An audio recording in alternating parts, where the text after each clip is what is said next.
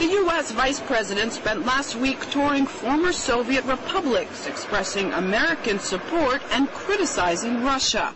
But if you take a closer look, the crimes Moscow stands accused of may ring a bell.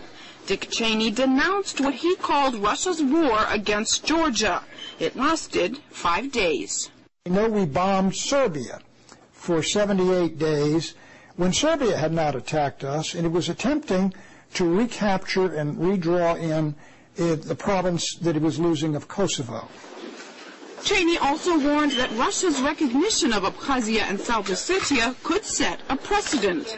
The New York Times quoted him as saying, "We know that if one country is allowed to unilaterally redraw the borders of another, it will happen, and it will happen again." Sound familiar? We think to support the unilateral declaration of independence by Kosovo is wrong, both from moral and legal points of view.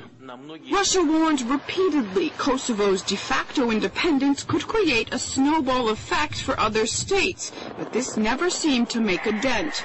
The province's unilateral independence was supported and recognized by the U.S. at the beginning of this year. There is no consistency in the American position to support the separation, independence of Kosovo and then recognize it as an independent nation when Kosovo is the cradle province of Serbia.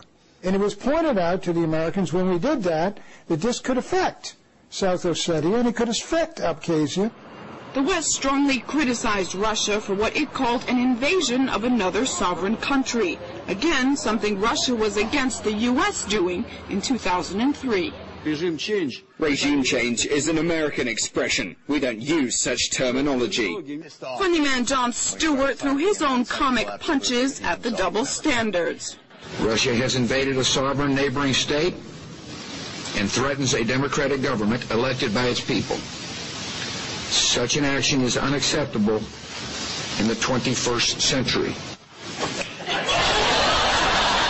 I think even Dick Cheney was laughing at that one. You can't just overthrow a government, occupy a capital, knock over their statues.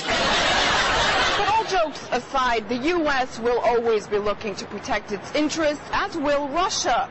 Though some critics might be saying, take a look at your own records before claiming other countries are off course.